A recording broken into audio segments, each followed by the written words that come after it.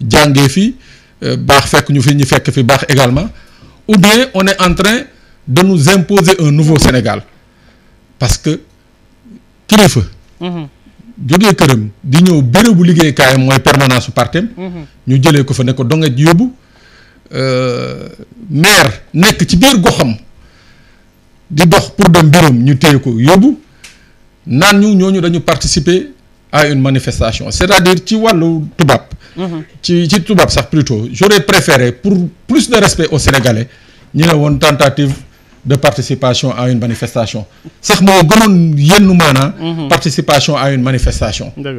parce que tu l'as dit sànq sa biir laaj à 10 kilomètres wala à 5 kilomètres d'une manifestation ñu fekk la fa téye la loolu dafa bokk ci li ñuy wax arrestation préventive léegi nag dama ne on est dans un moment bi nga xam ne lii nga xam ne mën nañuy wax le dernier rempart de notre démocratie mooy la justice elle avait la chance aujourd'hui ci procès yii autant à Guédiawaye ou à Dakar wan Sénégalais yi rassurer Sénégalais yi qui peuvent toujours compter sur ces justices mais très sincèrement man chef d'accusation yi ma gis fële ci tribunal ba yenn assertion yak question yi ma dégg ñu fay poser vraiment je crois que le juge Dème avait raison de dire qu'il a démissionné d'une justice qui a démissionné je crois que cette justice a définitivement démissionné voilà Mame Birame Wathie ñu ngi lay nuyu waaw maa ngi lay fay Pape Matar di nuyu ñi ma fekk ci plateau bi yëpp di nuyu sénégalais yi di jégalu ci retard bi maa ngi remercier en même temps taximan bu ma indi dans la précipitation jël na risque yu métti bi ma ne ko maa ngi waaj a tardé ba pare li ci gën a doy waar mu indi ma ba pare ne du laal sama xaalis ndeysaan donc Mamadou Dieng la maa ngi koy nuyu au passage Mamadou Dieng Awa Diop tey jii kii mi ngi koy wax léegi Pape Sané déclaration yi nga xamante ni Mame Diarra Fam def na ko mais am na benn boo xamante ni quand même ñu bëri dafa bon dañ ko reprendre parce que nee nañu voilà mi ngi xamal sénégalais yi que ni moom ay njabootam du ñu participer ci manifestation boo xamante ni interdire ñu ko te homme politique yi wala femme politique yi seen bopp ñoom ñooy woo sénégalais yi ci manifestation yoo xamante ni autorisé wuñu ko est-ce que mën nañu am jàngat boobu. non man jàpp naa ne loolu erreur de communication la mën na doon benn lapsus mën nañ ko ci jox benn circonstance atténuante ci kàddu yooyu nga xamante ne yëkkati nañ ko ndax gis nañu ñoo xamante ne seen doom mi ngi participer ci manifestation yi mais duñu bëgg a fësal seen xar kanamu doom pour question de sécurité mais mi ngi ci biir manifestation yi ñu ngi ci au début et à la fin même de processus manifestation boo xamante ne ñu ngi koy taxawal te on en sait quelque chose Pape Matar xam nga jamono ji c'est le branle-bas noonu laa ko mën a waxee da ngay xool nit kuy lab ci géej et je parle en connaissance de cause sooy dem di ko wallu ji soo moytuwul yow sa bopp bu fekkee ne t'es pas professionnel nga des ci boo ko jëlewul ginnaaw koy dalay song fi mu nekk loolu la ñu nekk di kii njiit li dafa nekk ci biir géej kii ñëw di ko wallu si lay jàppee ne mooy bànqaasam pour mun ko kii soo moytuwul mu suuxalaale ko kuy lab ki mi jàpp ne mooy bànqaasam mu koy xëcc di ko dugalaale tey moom moo dal suñu njiit yi ak ñi nga xamante ne ñoo di la classe maraboutique képp ku ciy jéem a dem pour wallu ji ko mu xëccaale la nga àndandoog moom dikk àndandoog moom suux ci loolu la ñu toll fi mu nekk nii tey ñu ngi koy gis nag parce que quand tu perds pied da ngay ut fu nekk foo xamante ne fa ngay jafandu pour bañ a diig te diig boobu c'est inévitable képp kuy dem di la wallu si da ngay àndandoog moom diig te ce qu'on est en train de constater c'est par des déclarations malencontreuses yoo xamante ne ñu ngi koy dégg ci ñenn ñoo xamante ne xaaruñu ko woon ci ñoom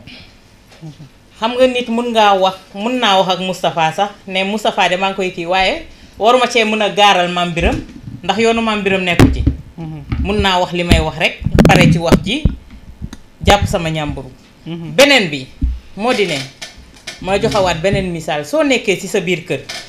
ndax soo defee li nga war a def jar na ngay fëgg sa dënn naan say doom may kilifa kër gi ndax jar na ko bu fekkee ne lépp li nga xamante ne warloo nga ko ak sa njaboot yaa ngi koy def di leen donner le bon exemple ñu koy suivre soxlawul nga naan leen may borom kër gi mais bu fekkee ne yaa ngi def safaan ba doom yooyu du ñu roy ci yow mukk dañu naan loo def ñoom say tànk la ñuy topp lu dul doom joo xamante ne yàllaa ko yaral boppam mu savoir distinguer la bonne graine de l'ivraie tey loolu la ñuy dund fi mu nekk nii ci biir réew mi dañu am ay kilifa yoo xam ne dañuy taxaw di fëgg seen dënn naa may kilifa gi pour nga jox ko war may kilifa fekk doxewul kilifa soo ko doxee t'as même pas besoin de demander kilifteef googu ñu delloo ko loolu la ñuy dox fi mu nekk nii ci biir réew mi xam nga chaque fois ma toog fi ne la mathéisme la ñuy conjuguer ci biir réew mi te loolu moom moo fi am léegi nag gor gu nekk soo nangoo ñoo xamante ne tey jii li ñu nekk yow yaa tax ñu nekk ko ñu jël la bëgg paccaanga si sa digg bopp soo amee fulla nga fajal ko sa bopp soo amul fulla nag nga tëdd nelaw jël sa mbàjj sàngu ba heure lu la ci fekk rek nga góobe ko gar ko mais yaakaar naa ne tey jii jot na nit ñi ressaisir waat toogaat duggaat seen ruq mën a kan xoolaat li nga xamante ne mooy doxalinu réew mi parce que waruñu nekk ci impasse xam nga dañ doon wax ku artuwul di nga àtte fi mu nekk artu wees na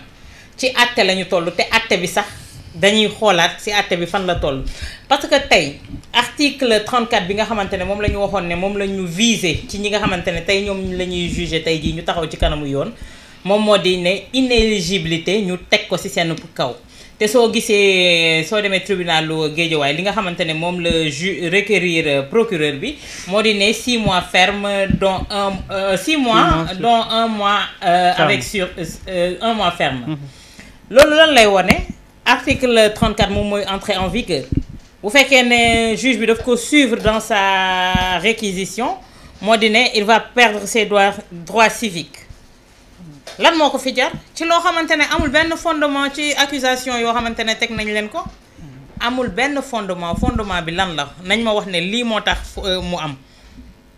yeneen booy yi nga xamante ne ñu ngi koy wax sànq Moustapha di ko évoqué waat ñi nga xamante ne c'est des illustres inconnus kenn xamul leen ñooñu bu ñu payé également les pots cassés parce que soo déggee ñoom tamit ci anam gi nga xamante ne bëgg nañ leen ko toppee wàllu terrorisme la ñu war a bëgg indi war leen a dóor 10 ans wala lu ko ëpp est-ce que ça en vaut la peine ci loo xamante ne droit la ak yelleef la ñoom kañ ñoom ñoo jalgadi ak yelleefu doomu aadama bi ñu demee ba leen di teg loxo man lenn laa bëgg a xam les associations de défense des droits de l'homme Pape anañu parce que c'est vrai que déggatuñ leen jamono jii de ñi ngi fiy salfaañi ak yelleefu doomu aadama on les entend pas ñi ngi salfaañi ak yelleefu détenu on les entend pas parce que soo déggee conditions yi ñuy tegee loxo nit ñi dugal leen ci biir kaso bi def leen toroxal leen à la limite dindi li nga xamante ne yëpp moom moo di seen cër moom moo di seen worma loolu ñoom anañu tey jii wala ñoom tamit machine politique bi daf leen broyer boobu tamit di beneen laaj boo xamante ne taxaw na on évoque depuis lors problème Casamance di tudd wàllub rebelle wàllub rébellion wàllub di leen joxoñ baaraam mais les cadres Casamance également ñoom tamit anañu pour défendre li nga xamante ne moom moo am fi mu nekk ni biir Casamance jël leen bëgg leen def ñoo xamante ne bokkuñu ci askan bi duñu sax ay doomu aadama laa mën a wax soo déggee li nga xamante ne noonu lañ leen di waxee loolu yëpp itam kuréel yooyu taxawoon anañu wala kuréel yooyu ça n'existe que de nom wala c'est circonstanciel suñuy exister loolu itam c'est des questions qu'on doit se poser ci dëkk bi mais en tout cas ñun rafle nañu kilifa amatuñu ay kilifa wala dañ leen di wàññi ci ay baaraamu loxo Mame Birame tey jii ñi ngi koy wax léegi Khalifa Sall Ahmed Aïdara kay ñoom Mame Diarra Fam ñi ngi jàkkaarloog procureur bi wala ñi ngi jàkkaarloog juge bi procureur bi requérir pour Ahmed Aïdara 6 mois dont 1 ferme en tout cas dañ defoon suspension de séance reprendre nañu léegi est-ce que mën nañu xaar ci Ahmed Aïdara ñu condamné ko comme ni ko procureur bi demandé. waaw lu mën a nekk la de. lu mën a nekk avec ce régime là moom il faut s'attendre à tout déjà xam nga bu ñu ne kii mooy maire Guédiawaye nga jàpp ko biir Guédiawaye ne dafa bëggoon a participer manifestation bu waroon am place de l'Obélisque. Colobane. ma ngoog donc boo demee ba def loolu. mooy que ragaloo kooku nga jàpp nga teg ko daan. xam nga la dernière fois maa ngi naan président bu deekee dafa am agenda ce sera très difficile pour que mu revenir si en arrière quelque part bu ñu naan pourquoi amul intervention les guides religieux pourquoi waa droit de l'homme yi waxuñu pourquoi les cadres Casace waxuñu ñoo ñëpp waxuñu parce que quelque part ñu si bëri ci li ma jàpp mooy c'est parce que dañu xam les intentions de Macky Sall. xam nañ ne kii nii il est décidé à aller jusqu'au bout te te xam nga piège bu ñu nar a waa opposition bi nar a tombé. maanaam mooy que quelque part Macky Sall son véritable objectif mooy 2024. mais balaa ñoo yegg ci 2024 boobu dina fi créer ay scandale pour wàññi ñenn ñi nga xamante ne nii bu ñu yeggee ci 2024 ba dinañ koo sonal parce que maa ngi ne les jeunes là pourquoi quelque part ñu jàpp leen langaamu ci arrestation boobu ne forcément dinañu dem procès alors que li ñu daan gis d'habitude au Sénégal mooy que certes arrestation dina am mais dès le lendemain wala le même jour sax bu nekkee tension bi wàcc na on libère ceux qui manifestaient mais tey ce qu'on a vu mooy jàpp nañ ay leaders ak beaucoup d'autres jeunes décider à aller jusqu'au bout au procès xam nga man su ma nekkoon ay Mame Diarra Fam du ma fa nekk di justifier di naan ay dama waroon a dem fii dem moom député de la République la à moins que mu am état de siège te même bu ne amee état de siège il va falloir nga notifier aux députés qu'il ne peut pas sortir de son domicile parce que bu nekkee ne kooku mooy le représentant du peuple mais loolu jeexal na wax état d'urgence sax day circuler très bien donc même Ahmed Aïdara ce qu'on lui a fait mais scandale du ko gën a rëy l'édile de la ville le premier magistrat de la ville nga ñëw jàpp ko foofu ci ay caaxaan alors que commissaire bi ko bi yónnee ñu jàppalu ko kooku Ahmed Aïdara sax moo ko ëpp ay pouvoir ci circonscription boobu donc loolu pour man teg doole bu flagrant boobu li ci le président jublu mooy c'est comme le 23 juin bi ñu doon wax la dernière fois Pape Sané